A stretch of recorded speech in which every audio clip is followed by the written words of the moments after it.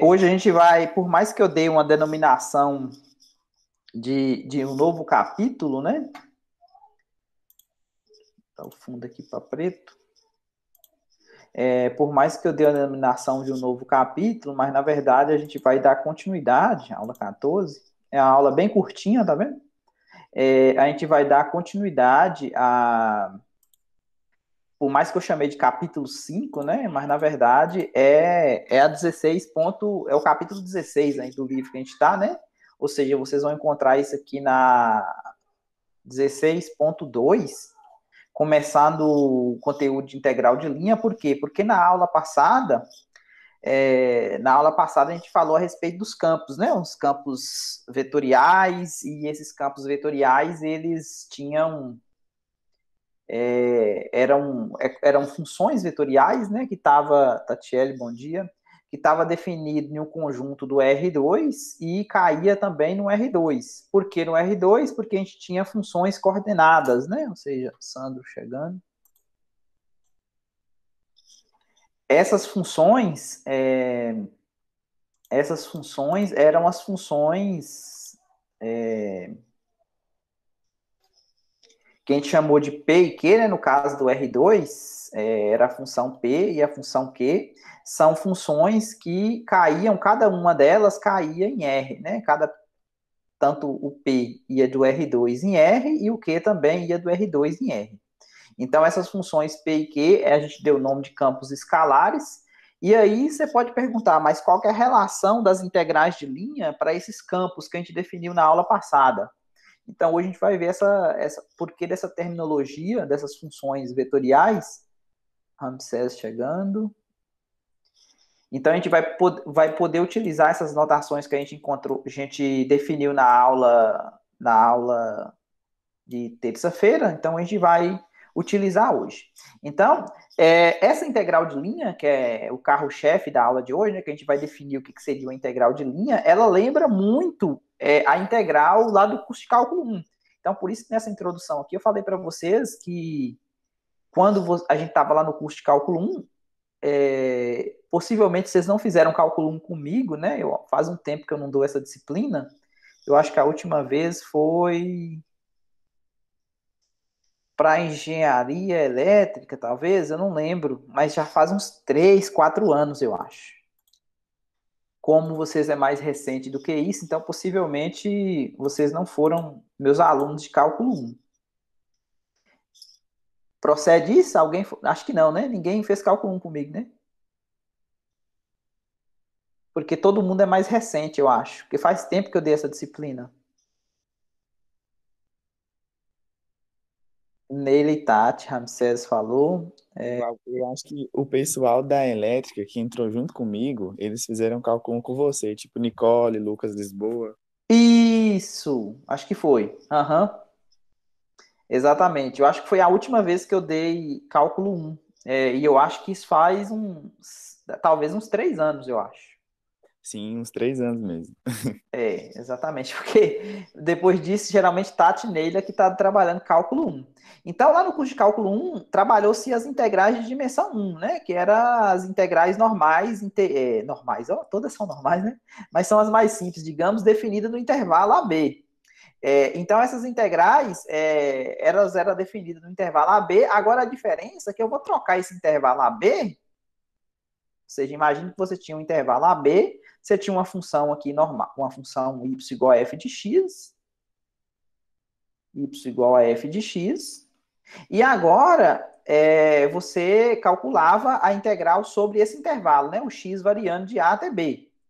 Agora, a diferença é que, ao invés de pegar o intervalo, eu poderia pegar uma curva, aqui, ó, uma curva C, aqui no plano, e aí eu poderia, ao invés de pegar uma função y igual a f de x, eu poderia talvez pegar uma superfície, e aí ver, por exemplo, qual que é a interseção dessa superfície lá na curva. Opa, não. Qual que é a interseção, imagine essa curva como se fosse uma cortina, e aí, logicamente, isso aqui ia interceptar a superfície lá numa curva, lá em cima também na superfície. E ao invés de calcular essa integral aqui, ó, lá do curso cálculo 1, agora a gente vai calcular uma integral desse tipo aqui, ó. Então é muito parecida. Logicamente, se essa curva aqui no chão for o intervalo, um segmento de reta, logicamente essa integral de linha ela vai coincidir com a integral unidimensional lá do curso de cálculo 1. Beleza? Então essas integrais elas são chamadas integrais de linha. Elas foram inventadas no começo do século XIX para resolver problemas que envolviam escoamentos de fluidos, eletricidade, magnetismo, esse tipo de coisa. Então, essa é a ideia.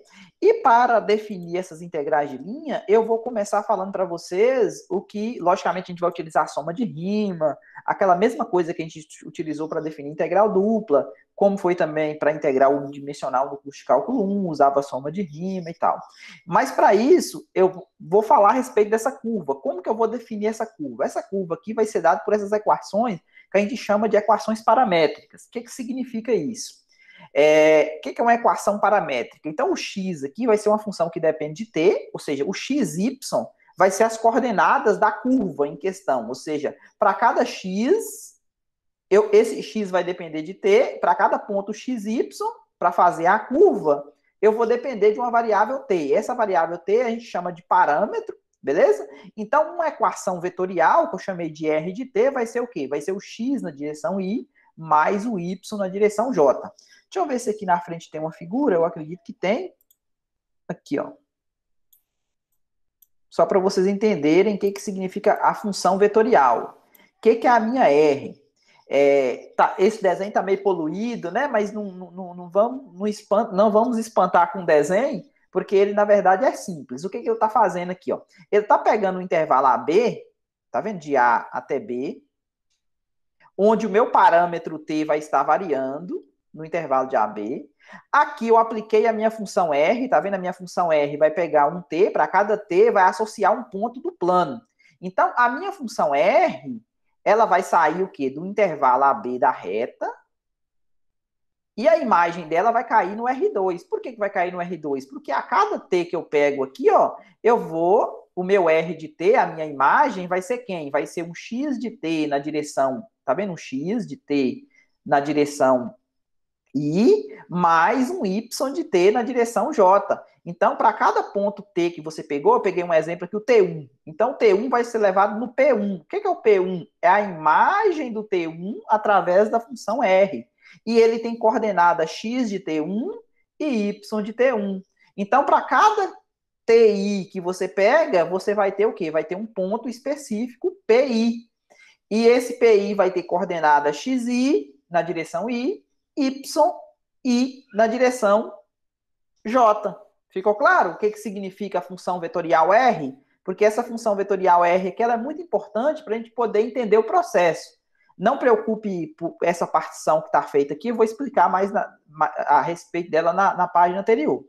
Mas ficou claro como que funciona a função R, que é a função vetorial, que sai do intervalo e cai no R2? Professor, poderia dar só uma resumida novamente? Peguei muito bem, né? Beleza. Ó, primeiro, a gente está acostumado em falar de funções R, que vai de R em R, que seria que vocês estudaram lá no curso de cálculo 1, ou talvez uma função que vai do R2 em R, que é o que a gente estudou no curso de cálculo 2, essa aqui é do cálculo 1, essa aqui é do cálculo 2. Agora, eu estou mostrando para vocês uma função que agora ela inverteu. Ela, ao invés, tá vendo? Ela inverteu isso aqui, ó. Ao invés dela sair do R2 e cair em R, ela vai sair de R e vai cair no R2. Então, o que essa função faz? Ó, você tem o R2 e essa função ela vai sair de R. Então, para cada T que você pega, você vai ter que associar um ponto no plano. Esse ponto no plano, ele tem coordenada que vai depender do X do T que você escolheu aqui e também do Y que você escolheu. Então, essa aqui é uma função que pega um número real e associa o quê? Se você pensar, pode associar um vetor, por exemplo. Esse vetor ele tem coordenada X de T, Y de T. Viu a diferença da função vetorial para uma função normal que a gente estava Lógico que essa aqui também é normal, não estou falando que ela é normal, não. Né? É só que ela é nova no contexto. Viu a diferença dessa R agora, que é chamada de função vetorial? Porque ela pega um elemento do domínio e associa a um vetor. Esse vetor ele tem coordenada x de t, y de t, ou seja, a chegada dele, ou seja, a imagem dele é um ponto no plano. Poderia ser no espaço também, que a gente vai ver mais para frente a curva no espaço. Por enquanto a gente vai ver a curva no plano e depois a gente vai generalizar isso aí depois. Ficou claro? Assim, Ramsés? Ficou melhor o entendimento da função R? Ficou sim. Muito obrigado. Beleza. Então, vamos lá falar a respeito da partição. Então, aqui eu tenho minha função vetorial, que eu acabei de explicar para vocês, ou seja, é uma função que ela sai, esse t aqui, ó, que é o parâmetro, é uma função que sai do intervalo AB e chega no R2, ou seja, a cada t associa o R de t, que é dada dessa maneira. Então, vamos supor que C, essa curva, né, essa equação vetorial, ela gera uma curva e essa curva ela seja suave por partes. O que significa ser suave por partes? Significa que ela pode até ter quina, essa curva. Imagina que essa aqui é a curva C.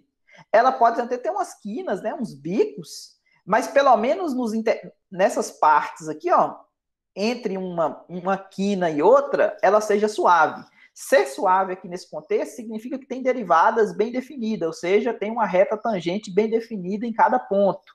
Então, isso que significa ser suave, né? Uma curva suave, então significa que a derivada, tá vendo? Ela é contínua e a derivada ela é diferente de zero, beleza?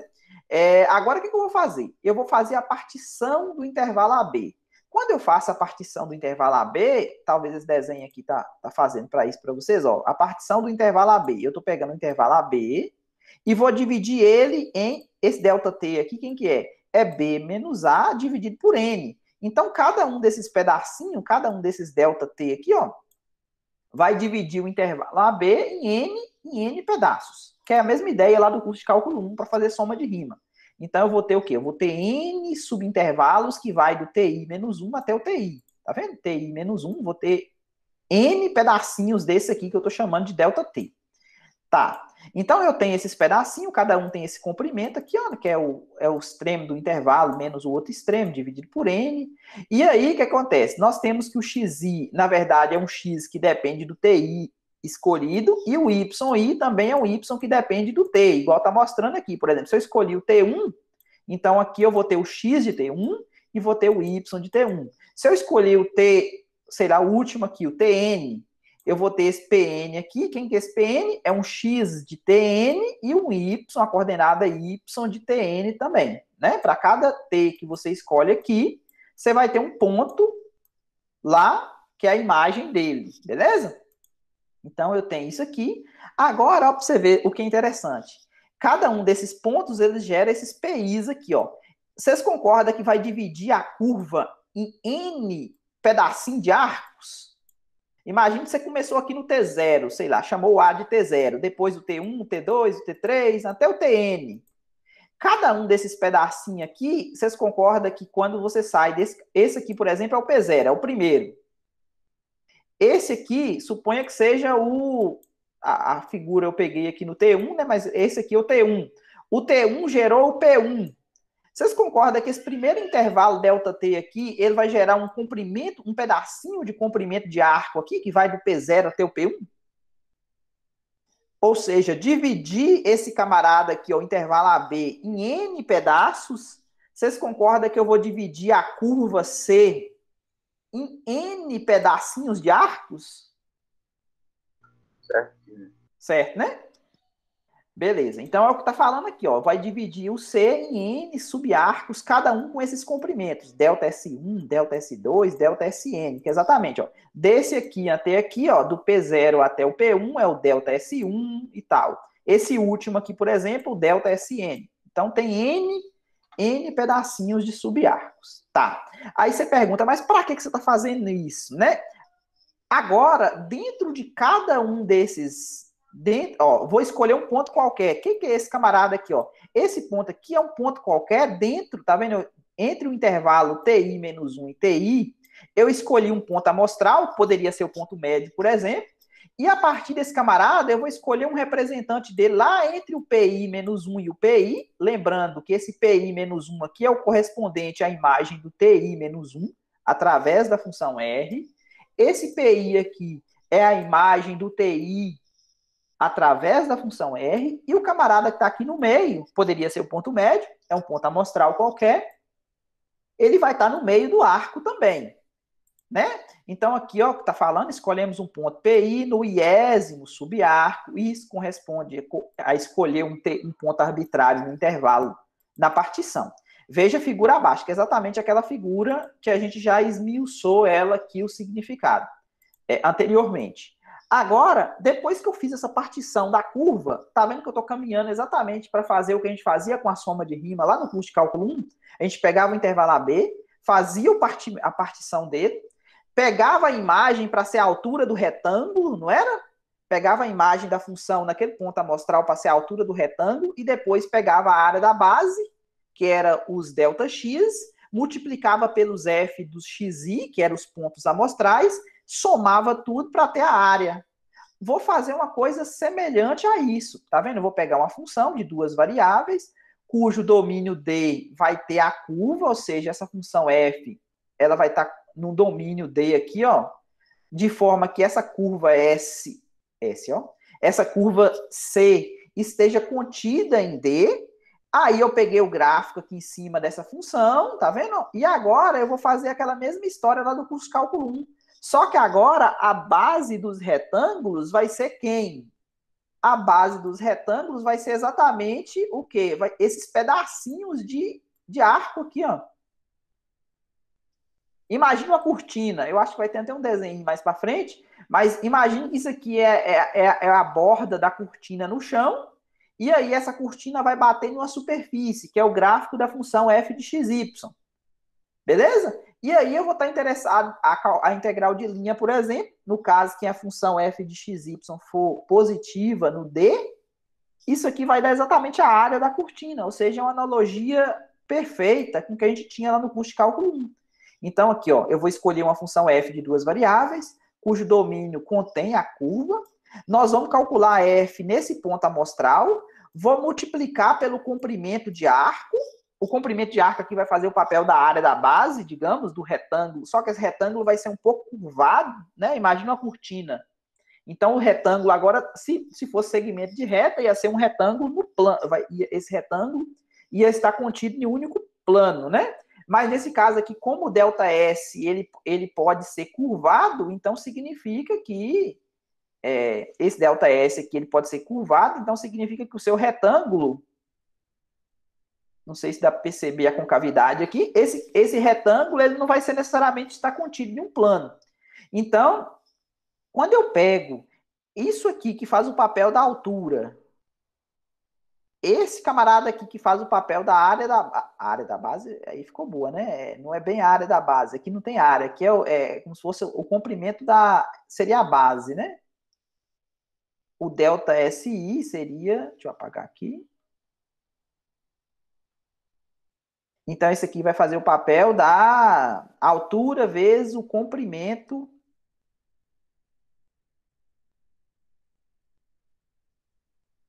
da base desse retângulo, né? Então, aqui vai ter o ΔSI, que seria esse pedaço aqui, né? Esse camarada aqui vai fazer eu peguei um ponto amostral aqui, calculei a imagem dele. Então, com isso, se eu somar tudo isso, vocês concordam que eu vou ter exatamente a soma de rima para poder definir a minha integral? Meu objetivo era definir integral de linha, não era? Então, que é semelhante à soma de rima, agora a gente fazer o limite, como a gente sempre faz. Por quê? Quando eu faço o limite, fazer o n tender a infinito, se esse n tende a infinito, o que significa? Significa que o ΔT tende a zero. Se o ΔT tende a zero, concorda que os ΔSI também tende a zero, né? Porque a cada ΔT aqui, ó, tá relacionado um pedacinho de arco que vai de, tá vendo? Esse pedaço aqui tende a zero, significa que esse pedaço aqui tende a zero. E se esse pedaço aqui tende a zero, então significa que o comprimento da base vai ficar cada vez menor. E se o comprimento da base fica cada vez menor, significa que a minha função, a minha área, ela vai se encaixar perfeitamente abaixo da superfície. Então, com isso, nós temos uma fórmula análoga, né? O que a gente aprendeu lá no curso de cálculo 1. E a definição de integral de linha é exatamente essa aqui, ó. Se f é definida sobre uma curva dada pelas equações paramétricas, então a integral de linha de f sobre a curva, tá vendo que agora eu estou utilizando essa notação aqui, tá vendo? Integral sobre c de f de xy, tá vendo que o meu elemento aqui, ó, o infinito decimal é o ds. Por que é o ds? Porque ele é exatamente o delta SI que virou, tá vendo esse delta SI aqui, ó? Quando você faz o limite disso aqui, fazendo n entender, tá vendo que agora não é uma soma dupla, igual era a integral dupla. É exatamente uma integral, como a integral de linha, é como se fosse uma integral unidimensional mesmo. Por mais que a minha função tenha duas dimensões, a minha integral de linha, tá vendo essa linha aqui, essa curva, ela se comporta como se o caso particular seria o intervalo, né? Quando você pega essa curva aqui como sendo um segmento de reta, você volta exatamente para o curso de cálculo 1. Inclusive, a gente vai ver essa observação mais na frente. Se esse limite existir da soma de rima, então a minha integral de linha é dada dessa maneira. Ficou clara a definição? Até agora eu acho que sim. Beleza. Agora, observe, talvez isso aqui vocês não tenham visto quando viu o curso de cálculo 1. Eu acredito que quando eu dei o curso de cálculo 1, talvez eu não cheguei nessa parte também.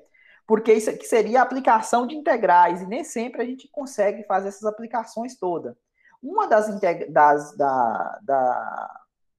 aplicações de integração, talvez vocês vão encontrar isso aqui no capítulo 8, 8.2 do livro de estudo, no volume 1, vai falar a respeito de comprimento de curva.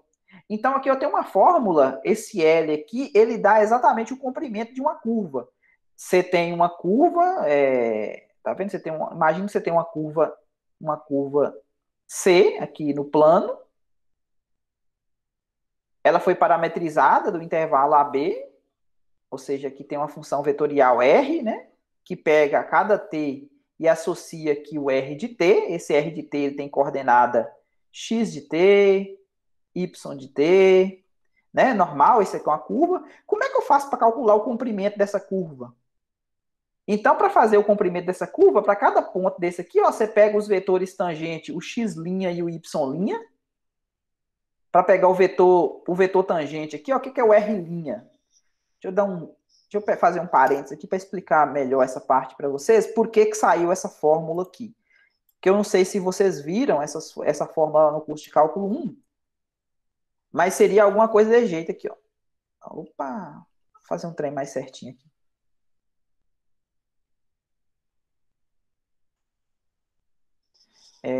Você tem uma curva qualquer aqui, uma curva C.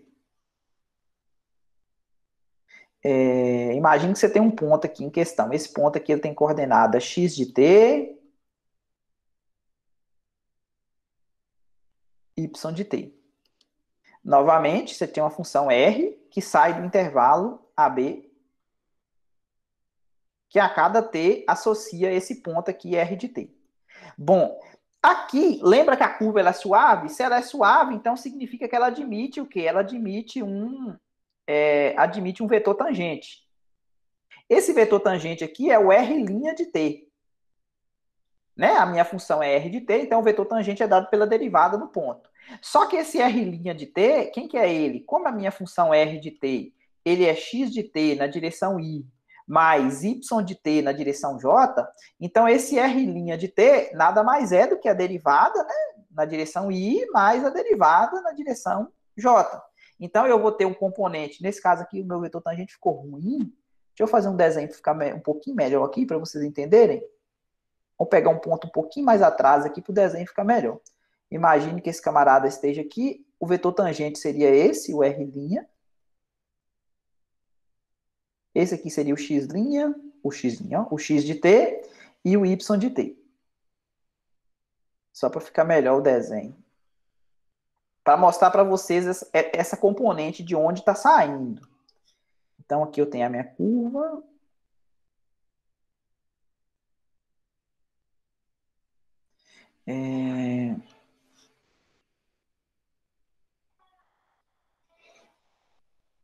Então, aqui eu tenho o meu y de t, o meu x de t.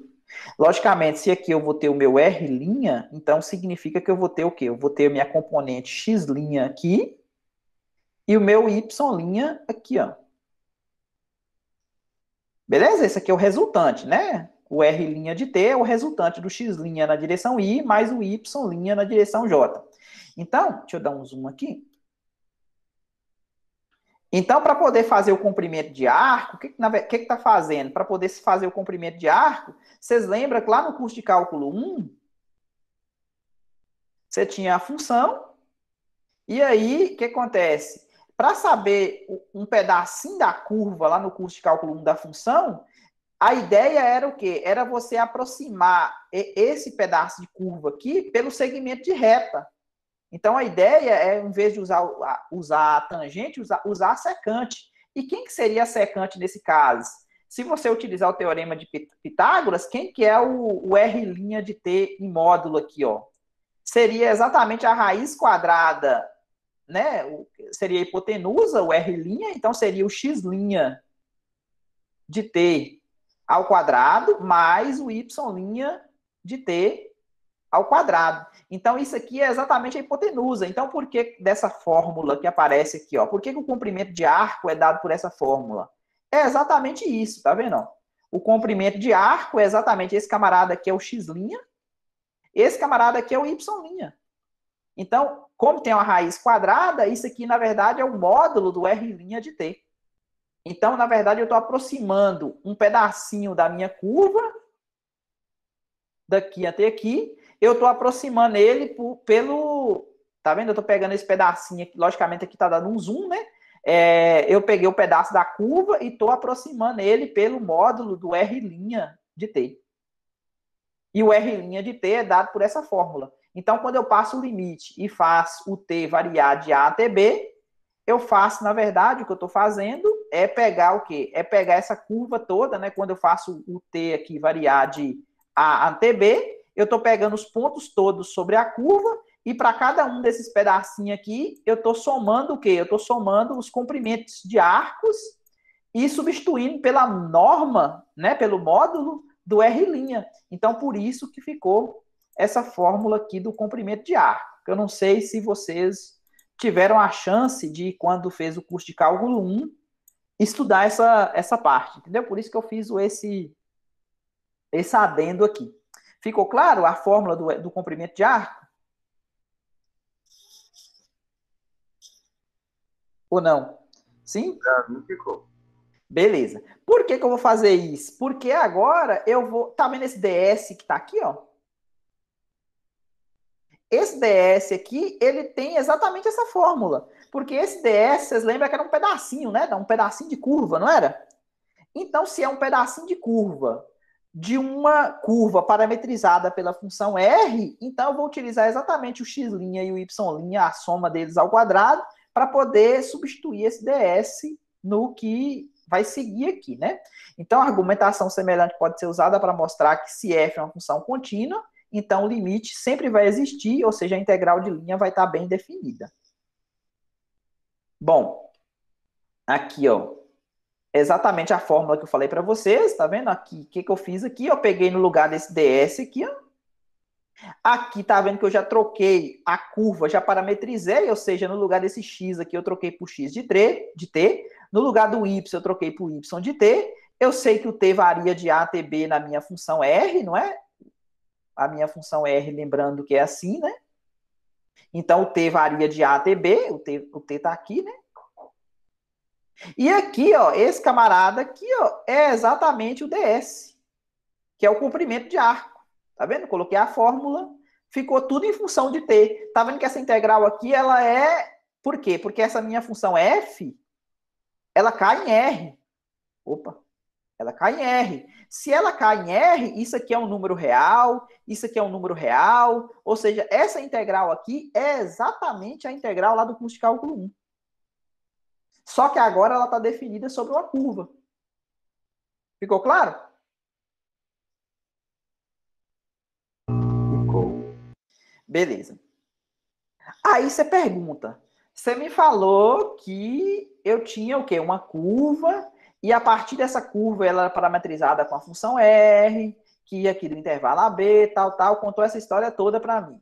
Eu acreditei, suponho que vocês acreditaram, né? Aí, a pergunta é, esse x de t e esse y de t, que vai fazer cada ponto escolhido aqui ser desenhado lá no plano, essa integral de linha ela vai mudar caso alguém escolha um x de t? Suponha que tenha possibilidades distintas para escolher essa parametrização. Será que vai mudar o valor da integral? É o que essa observação 5.2 está falando para vocês. O valor da integral de linha ela não vai depender da parametrização da curva. A não ser que essa curva seja, por exemplo, a pessoa fez a parametrização e o t varreu de A até B uma única vez. O que não pode acontecer é o t ir lá e voltar e fazendo zigue-zague, por exemplo. Suponha que você quer fazer uma circunferência. Para você fazer uma circunferência, não sei se vai ter esse exemplo aqui mais na frente, mas basta você chamar esse, por exemplo, a circunferência de raio 1. Se você chamar o x de t de cosseno de t e chamar o y de seno de t e fazer o t variar de 0 até 2π, vocês concordam que vai fazer uma circunferência, a função R? Todo mundo consegue enxergar isso? Sim. Então, agora, se você pegar o t variando de 0 a 4π, o que você vai fazer? Você vai dar duas voltas. Ok? Então, desde que percorra o t vai no sentido crescente de 0 a 2π uma única vez, então, se a pessoa caçou outro jeito de encontrar outras funções que faça a circunferência, tá ok. Então, a parametrização ela não é única. Ok? Ela não é única, é o que a observação está falando aqui. O caso especial aqui, ó. Eu falei para vocês que essa integral ela é exatamente uma integral do curso de cálculo 1. Na verdade, uma das possibilidades dela é ser exatamente igual, né? Sem tirar nem pôr. Por quê? Ó, para vocês verem, o caso especial onde C é o segmento de reta. Se C for um segmento de reta ligando o ponto A0 ao ponto B0, ou seja, se a minha curva, imagine que esse aqui é o X, esse aqui é o Y. Imagine que lembra que eu desenhei para vocês a curva aqui? Se eu pegar uma curva exatamente aqui, ó, A0, coordenada A0 até B0. Então, a minha curva vai ser o segmento de reta, né? Concorda que a minha curva vai ser o segmento de reta? Beleza? Então, se a curva é um segmento de reta, então a minha função R de t, agora eu vou chamar ela, na verdade, de R de x, vai ser o quê? Vai ser o próprio x na direção y mais 0 na direção j, concorda? Realmente. Então, para vocês verem o que acontece com a fórmula, esse y aqui é exatamente o zero, o f de x zero. Essa função aqui, ó, se eu derivar y em relação a x, isso aqui vai zerar. A derivada de x em relação a x é exatamente 1. Então, vai ficar 1 ao quadrado, raiz quadrada de 1 ao quadrado. Olha o que virou. Essa integral aqui é exatamente a integral lá do curso de cálculo 1. Por quê? A minha função f de xy, onde que aparece y, eu estou colocando 0. Então, ficou uma função que depende só de x, concorda? Realmente.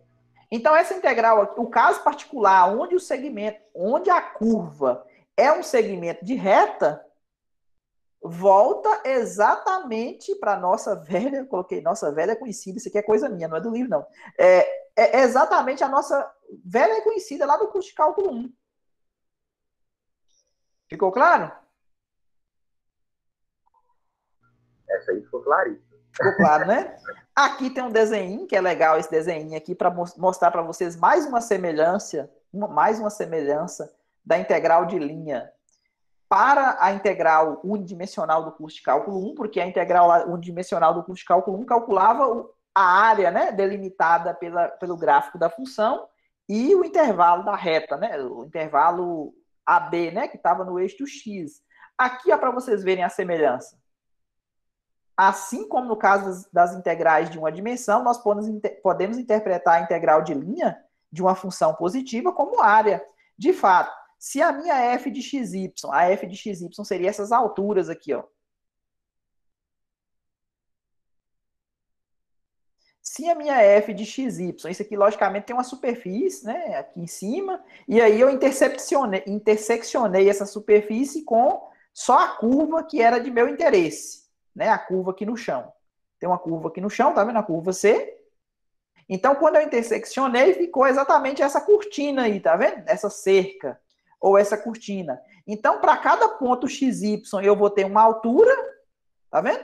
E cada uma dessas, deixa eu dar um zoom aqui, ó. Cada uma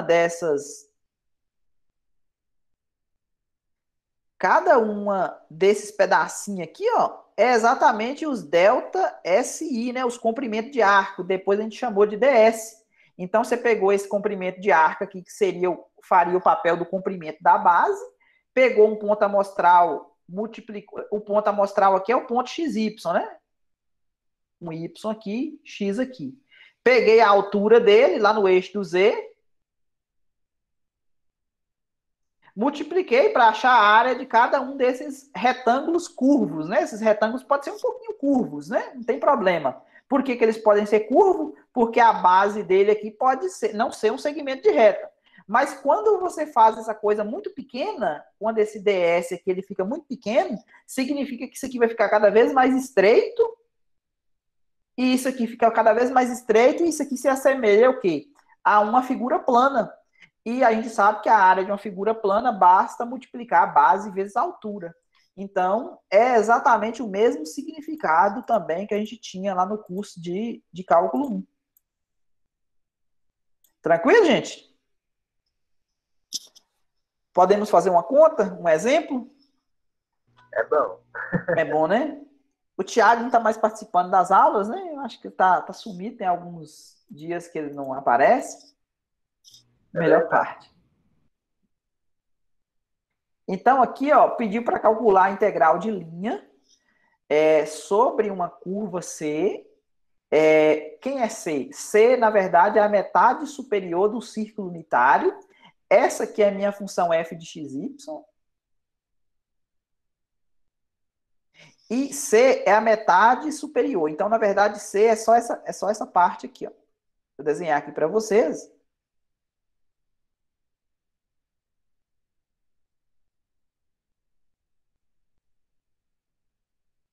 Beleza? É a metade. Ele falou que C é a metade. C é a metade superior do círculo unitário. A metade superior. Tá vendo? Esse aqui é o Y positivo. O eixo do Y positivo. Aqui é o X positivo. Então, a metade do círculo de raio 1. Né? Aqui é 1. Do outro lado lá é menos 1. Aqui é 0. Né? Então, esse aqui é o círculo. Então, a curva é essa.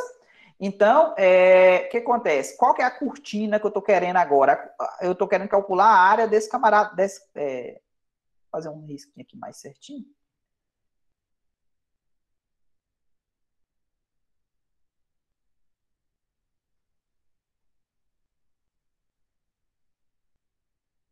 Ó, eu estou querendo calcular a área dessa cortina aqui, ó. Só que essa cortina aqui, ela é meia semicircular, né? Do outro lado lá fica meio difícil de desenhar, mas lá do outro lado lá também tem, viu? Ela vai até lá nos 180 graus.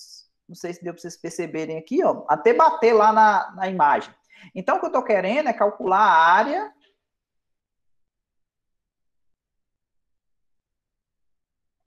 Beleza? Disso aqui, ó. Isso, logicamente, até bater no gráfico da curva. Então, esse aqui é o gráfico da função 2 mais x ao quadrado y, né? Esse aqui é o z igual a isso.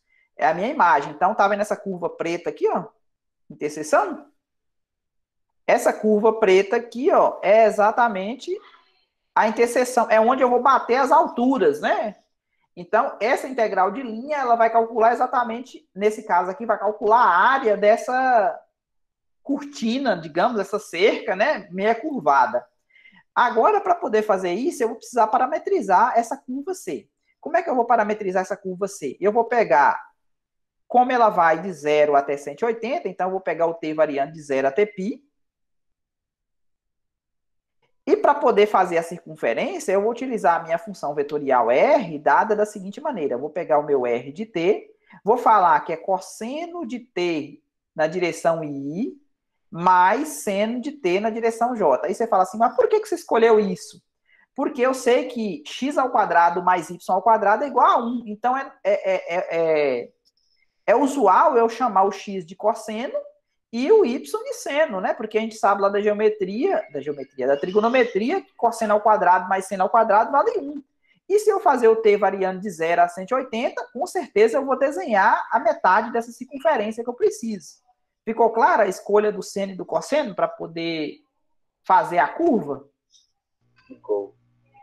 Beleza. Então, é exatamente o que eu fiz aqui, ó. Peguei a função x cosseno, y seno, fiz variar de 0 até π, tá vendo? Para poder fazer essa aqui, ó. Só para ter aquele sentimento que entendeu mesmo, vamos calcular, por exemplo, o que é o R de 0. O R de 0 vai dar onde? Ó, vou pegar aqui de 0 até π. Então, o R de 0 vai bater em que ponto? Vai ser o quê? Vai ser x de 0 na direção I, mais y de 0 na direção J. O que é o x de 0? É cosseno de 0, não é? Mais, o que é o y de 0? Seno de 0. O cosseno de 0 vale 1 na direção I, e o seno de 0 vale 0 na direção J. Então, eu fiquei com ponto 1, 0. Concorda? 1 na direção I, 0 na direção J. Concorda que eu estou exatamente aqui, ó? Então, a imagem do 0 bateu exatamente nesse ponto aqui, ó. Então, esse aqui é o R de 0. Aí eu comecei a andar. Vamos calcular, por exemplo, o R de 90. O que é o R de π sobre 2? É o x de π sobre 2, tal, tal. Mesma coisa. Aí, então, vai ficar cosseno de π sobre 2. O cosseno de 90 é quanto? 0. Seno de 90 vale 1. Então, eu estou nesse ponto aqui, ó. Então, tá vendo? Eu saí daqui e vim para cá. Então, esse ponto aqui, a imagem dele é exatamente esse ponto. Ah, continuei caminhando, né? O t tá vindo aqui. Lembra? O t tem que ir no sentido crescente do parâmetro apenas uma vez. Aí, suponha que eu cheguei no 180. O que é o R de π? Cheguei no final aqui, né? O que é o R de π? É cosseno de π. Cosseno de π vale menos 1, mais seno de π. Seno de π na direção 0, né? Na direção J. Então, eu cheguei nesse ponto aqui, ó. Então, eu vim para cá. Né? Vim para cá, vim para cá. Então, esse aqui é o meu R de π. Tá vendo que o que eu fiz, na verdade? O que o cosseno e o seno fez com esse pedaço, esse segmento de reta? Pegou esse segmento de reta e enrolou, não sei a palavra, e fez a curva, né? De forma que esse segmento de reta se transformou na metade da circunferência. Então, o papel da parametrização é o quê? Pegar esse segmento de reta e transformar nisso aqui. Ficou claro o papel da parametrização? Ficou. Beleza. Agora a gente já pode fazer a conta, né? Para a gente poder terminar. Não posso fazer alterações nos seus contatos. A Siri pensando que eu quero fazer alteração no contato aqui, oh meu Deus. Voltando aqui, gente. Então vamos lá fazer a conta, né? Lembra que essa função aqui é minha f de xy, lá que foi dado no enunciado. Lembrando que eu tenho que trocar o quê? Eu tenho que trocar o x por cosseno de t, eu tenho que trocar o y por seno de t. E o A, B da história é exatamente o intervalo, a minha R, né? Pega um t aqui e associa a x de t e y de t, que é exatamente essas funções aqui que vai cair no R2. Então, 2 mais x ao quadrado, então x ao quadrado está aqui, né? O x é cosseno ao quadrado, vezes y. Lembra que o ds é dado exatamente por essa fórmula, né? Esse aqui é meu ds. Então, quem que é o x'? A derivada do cosseno é menos seno. E quem que é o y'? A derivada do seno é cosseno. Só que eles estão ao quadrado, né? Então, o x' ao quadrado, esse menos aqui, a hora que eleva ao quadrado, vai ficar esse aqui, não vai? E esse aqui também, quando eleva ao quadrado, vai ficar esse aqui. Só que seno ao quadrado mais cosseno ao quadrado vale 1. Raiz quadrada de 1 vale 1. Então, essa parte aqui toda vale 1. Aqui ficou 2, cosseno ao quadrado vezes seno, dt. Beleza? Então, ficou integral de 0 a π, 2 mais cosseno ao quadrado de t, vezes o seno de t, dt. Essa aqui é uma integral lá do curso de cálculo 1. Integral da soma, soma das integrais, beleza? A primitiva de 2 é 2t, a primitiva dessa aqui é essa aqui, né? Porque menos cosseno ao cubo de t sobre 3, quando você deriva, esse 3 vai cair, vai cortar com esse, vai ficar 2, vai subtrair 1, vezes a derivada da de dentro. A derivada de menos cosseno é seno positivo, que está aqui, né? Então, esse sinal de menos foi exatamente por causa disso, porque a derivada de cosseno é menos seno. Então, menos com menos deu mais, que é o que eu tenho aqui, é mais. Substitui 0 a π, faz a conta, né? E deu esse valor. Tranquilo? Tá tranquilo. Dúvidas da aula de hoje? Hã? Tá tranquilo. Bora ver na hora de resolver. Ali. Bora ver na hora de resolver? Beleza, então. Temos ainda um tempinho. Se quiserem, tiver alguma questão. Ah, Dernivaldo, lembra daquela questão que você me falou a respeito da questão 17, eu acho? Eu estou tentando fazer no GeoGebra. Eu sei qual que é o sólido que vai gerar, né? A pergunta que você me perguntou aqui nas questões, deixa eu só mostrar aqui. E mostrar no livro, né? Essa questão que você pediu aqui no WhatsApp, né? A 17 dá 15,9. Eu não consegui fazer ela no GeoGebra ainda. Mas a ideia é... Deixa eu mostrar para vocês qual que é a questão.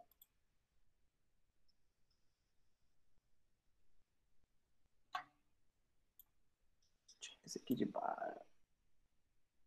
15, ela era quanto? 15 ponto... 15,9, né? Coordenadas esféricas.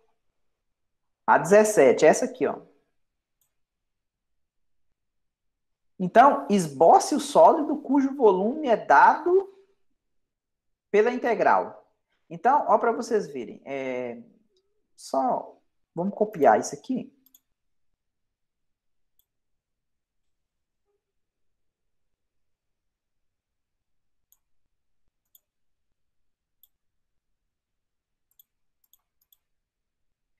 Então, ó, para vocês verem, esboce o sólido cujo volume é dado pela integral e calcule.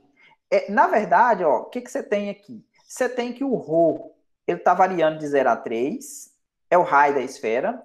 O θ, que seria o chão, está variando no primeiro quadrante. E o φ, que é o que vai do polo norte ao polo sul, está variando de 0 a π sobre 6. Então, o que seria, qual que seria o seu volume aqui, né? Ou seja, isso aqui é exatamente o volume mesmo, porque isso aqui é exatamente o jacobiano, né? Esse aqui é o jacobiano. Então, deixa eu fazer uma mais certinho aqui, ó. Você tem...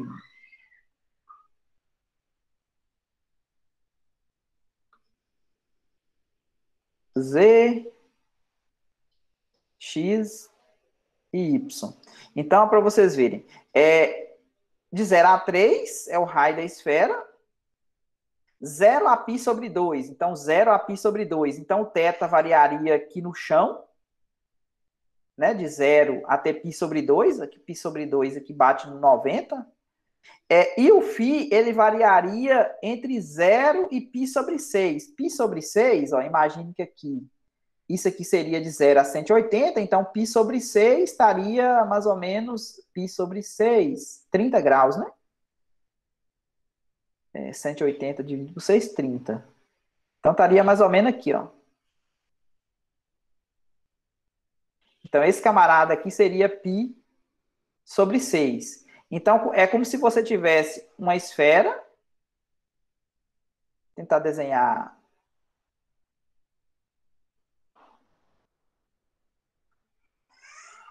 Sei que o desenho vai ficar ruim, mas é só para a gente ter ideia do que está acontecendo.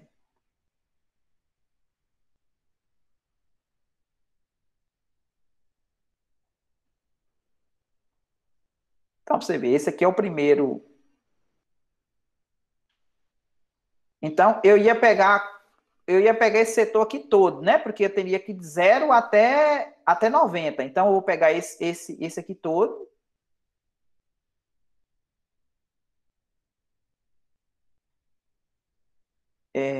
Aqui a parte de baixo.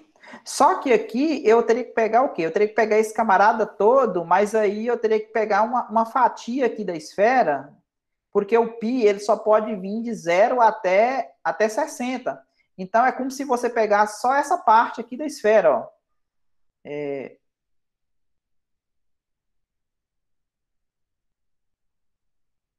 Não sei se deu para vocês entenderem o desenho, seria só essa parte aqui, ó. Por quê? Só poderia vir de 0 até 90 aqui no chão, mas aqui, ó, só pode descer até bater no π sobre 6. Então, o desenho seria como se fosse essa cunha, né? Esse pedaço aqui da esfera. Eu estou tentando fazer isso no GeoGebra, mas só que ainda não consegui. Porque no GeoGebra eu tenho o comando superfície, que faz a superfície, mas faz a esfera toda. E aí, pelo jeito, eu vou ter que fazer o quê? Eu vou ter que fazer talvez uma lista com comando sequência. E aí, dentro dessa sequência, eu colocar essa superfície de alguma maneira. Expressão, expressão, expressão, parâmetro 1, valor final, valor inicial, tal, que é os comandos do GeoGebra tem lá. Eu não consegui fazer ainda no GeoGebra, mas fica respondida a questão aqui na aula, que seria o desenho da superfície, seria isso aqui, ó. Esboce o sólido cujo volume é dado por essa integral. Então, o sólido seria essa porção aqui da esfera. Ficou claro? Beleza. Mais alguma dúvida, gente? Professor, eu estou com uma dúvida aqui, mas não é bem envolvendo a matéria, não. É só uma dúvida do curso mesmo. Pode falar. Nós vamos usar alguma vez números complexos? Números complexos? Deixa eu pensar aqui. Não, acredito que não, viu? Pelo menos não estou lembrando nenhum exemplo que envolva. Aqui não estou lembrando de nada. No curso de cálculo 3, acredito que não. Mas se eu lembrar alguma coisa, eu te falo. Mas eu acredito que não. Porque os próximos passos agora, até então, a gente não utilizou, né? Os próximos passos agora vai ser definir o integral de linha. Depois a gente vai fazer essa mesma história agora para o espaço, né? Integral de linha para a função f de x, y, z, né? Agora a minha curva ela vai estar no espaço ao invés de estar no plano, ou seja, a minha função vetorial agora vai ter 3 coordenadas, x de t, y de t, z de t. E aí vamos fazer a mesma história, né? Para a integração tripla. Depois a gente vai entrar em cálculo de integral de superfície, integrar na superfície, ao invés de integrar no... Lembra das regiões que a gente integrou em regiões gerais? Onde o conjunto do plano, a integral dupla, né, era dada numa região do plano. Então, agora, imagine de pegar uma região do plano, agora a gente vai pegar, vamos definir a integral dupla sobre uma superfície, por exemplo. Ou seja, o pedaço do plano agora vai virar uma superfície, né? E aí depois, por quê? Que a gente vai fazer isso para poder relacionar com os teoremas de Green, Stokes e Gauss lá no final do curso. Então, não vejo usando números complexos, não. Se eu lembrar de alguma coisa, eu te falo, mas eu não estou me lembrando de nada aqui, não. Sim, tudo bem. Beleza. Podemos ir, então? Podemos. Beleza, então. Bom final de semana para todo mundo. Até semana que vem. A gente vai se falando aí no final de semana. Marcos, Tatiele, Gabriela. Tem mais Ramsés, Yuri, Tatiele, João Paulo, Amanda, tem mais. Ernivaldo, Vitor. Falou, Val, abraço. Falou, Carlos. Deus. O Galo ganhou ontem, né? Eu vi lá. Até que enfim o contra-ataque funcionou. Matheus, tem mais. O único que não ganha é o Cruzeiro. O Cruzeiro empatou, né? Sim. Eu tava corrigindo diário de bordo e Miguel arrombando a porta. Miguel arrumando a porta do escritório aqui. Eu tava corrigindo diário de bordo e tava com o jogo ligado, né? Mas Sim. aí eu vi que eu falei assim, desse coelho não vai sair, ou dessa toca não vai sair coelho, não vai ter gol, parece, né? Parece que os times parece que não tava com medo do outro. Sim, exatamente. Agora o América tomou uma saraivada, Nossa, você viu aquilo? 4-0. 4-0. Foi feio, viu? E Tudo eu bem que tinha Fortaleza botado, tá bem no início do campeonato, mas não era pra tudo, não, né? Pra tanto isso. eu coloquei o Ederson de capitão. Você colocou quem? O Ederson de capitão. O Ederson é quem? Do Fortaleza, o meio-campo. Rapaz, moço de Deus, quantos pontos você fez? Nessa rodada eu fiz 102, 102. Você tá doido? Eu não Ele devo fez, ter, ele fez, eu não ele devo ter fez passado de 17 pontos. 40. Ele fez 17 pontos. Caraca. Não, foi um chute, falei, não, vai esse. Eu Aí tinha, eu tinha colocado na minha pré-escalação, eu tinha colocado David, o atacante do Fortaleza, e depois tirei ele mitou. o David, né? Aí, mas eu coloquei Savarino também do Galo, né? Também foi bem também. Mas É, só que não tava de capitão, não. Eu ah, devo ter ficado tipo de mediano para medíocre, né? Tipo os 40 pontos, 50 por ali. sim, essa foi minha maior pontuação. Na cagada também. Cara, 100 pontos nesse campeonato para conseguir atingir, tem que acertar a veia, né? Porque o campeonato tá meio doido, sabe? Sim, uns resultados que ninguém espera. Exatamente. E bora lá almoçar, né, Val? Vamos lá, tem mais casos. Com Deus. Abração. Ô, tchau.